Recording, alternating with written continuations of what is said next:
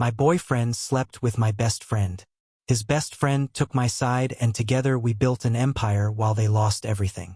My name is Erica, and until 7 months ago, my life looked like one of those award-winning movies that are perfect precisely because they're predictable.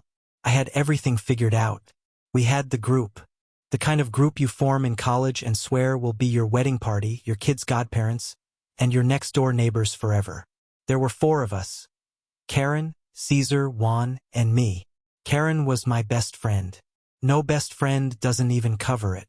She was my sister. We'd known each other since we were 6 years old. Our parents practically forced us to be friends, and somehow it stuck. Karen was charisma. I was stability. She was the one who convinced the bouncer we were on the guest list. I was the one who made sure we had a designated driver and, metaphorically speaking, that bail was always paid. Caesar was my boyfriend. For years together. I met him in the library when he was frustrated with a calculus book and I stupidly offered to help. He was light, the kind of guy who walks into a room and the air rearranges itself around him. Handsome, sweet, chaotically disorganized. I adored him. I was his anchor, his calendar, his reminder that no, love, you cannot put aluminum in the microwave. He was my son. And then there was Juan. Juan was Caesar's best friend. If Caesar was the sun, Juan was the moon, quiet, observant, razor-sharp intelligent, with a sense of humor so dry it took you 2 seconds to realize you'd just been insulted brilliantly. Juan and I had a cordial relationship, almost like in-laws. We respected each other. He was the only one who truly understood my jokes. And I was the only one who knew his cynicism was just armor because underneath it, he was soft. Caesar and Juan made no sense as a pair. They were the classic 90s movie stereotype, the popular guy and the smart guy, but they were inseparable. We did everything together. Weekend dinners, spring break trips. After college, Karen and I started a small software development startup. Started is generous. I wrote the code, managed the clients, paid the bills. Karen was the head of business opportunities, which meant wearing pretty dresses and taking clients out for drinks I paid for. But it worked. Or at least I thought it did. Caesar worked in marketing, or more accurately, he was searching for his passion, while working part-time at a luxury store. I paid most of our apartment rent.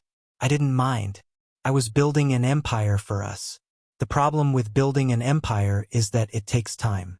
The cracks appeared so subtly that I mistook them for normal adult wear and tear.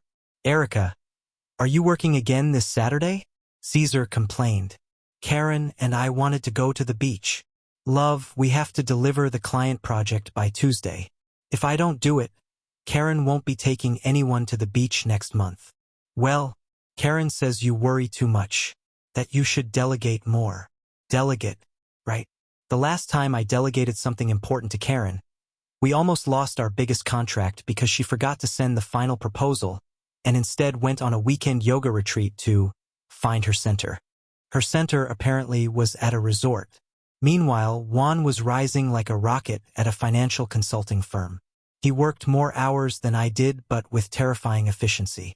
Sometimes, when Caesar complained about my schedule, Juan would look up from his phone, probably closing a deal, and say flatly, Caesar, success requires sacrifice. The car you want doesn't pay for itself. Caesar would make a face and change the subject. The parasite, what I call it now, disguises itself as charm, spontaneity, living in the moment. But underneath, it's just a lack of ability and willingness. Karen and Caesar were charming. They were fun at parties, but they didn't know how to change a tire, cook a meal that didn't come from a box, or manage an expense spreadsheet. I was their safety net, and I was wearing out. The night everything collapsed. It was a Monday. Ironically, you always think disasters happen on weekends. We were in full crisis mode at the office. A major client had suffered a data breach, not our fault, thank God, and needed a complete security overhaul. It was a 72-hour, no-sleep job. Karen, of course, declared herself strategically indispensable for managing the client relationship, which meant she was at the hotel bar, calming nerves. That left me the workhorse alone in the office at 2 a.m., surviving on stale coffee and panic adrenaline. I called Caesar to tell him I wouldn't be coming home. "Hey, baby," he slurred sleepily. "I'm exhausted. Watched a movie and passed out. See you tomorrow." "I'm sorry. I'll make it up to you this weekend. I promise." "Sure, Erica. Sure. Get some rest." Something in his tone bothered me. Felt distant, but I was too tired to analyze it. I finished the migration at 3 a.m. on Wednesday. 48 hours awake. I went home. The apartment was spotless. Too spotless. Caesar hated cleaning. The bed was made. No clothes on the floor. Dishes washed. That scared me more than if the place had been on fire. On the kitchen table was a note. Not from Caesar. From Juan. "Caesar, I stopped by your work at lunch to bring the book you wanted. They said you'd called in sick. I tried calling you all afternoon. Let me know you're okay." It was 7 p.m. I hadn't spoken to Caesar since Monday night. Ice poured into my stomach. I called Caesar. Voicemail. Karen. Voicemail. I told myself stories. Client meetings. Dead phone battery. A bar. My credit card. The ice didn't melt. I got in my car. I didn't know where I was going until I ended up outside Karen's building. Her car wasn't there. Then I drove to Caesar's store. He was leaving laughing. Healthy. Radiant. Wearing the red shirt I bought him. I followed him. I'm not proud of it. He drove across town, into the luxury apartment district we couldn't afford. He stopped. A familiar car exited the garage. Karen's Mercedes. The one I helped finance. She stepped out. Jeans. T-shirt. Relaxed. Happy. They kissed. Not a friendly kiss. A desperate, hungry, possessive one. I sat in my car, frozen. They went inside together. Time stopped existing. Caesar came home at 12:30 a.m. Lies poured out of him. I said one thing. "You smell like her." He didn't deny it. 3 months. That's all it took. I kicked him out. When the door closed, I collapsed. Then my phone rang. 20 minutes later, he was on my floor with pizza and whiskey. "My private reserve," he said. "For emergencies." That night didn't fix anything, but it started everything. Aftermath. One cut Caesar off completely. Our friendship became routine. Pizza. Whiskey. Saturdays. He reviewed my contracts. I optimized his home network.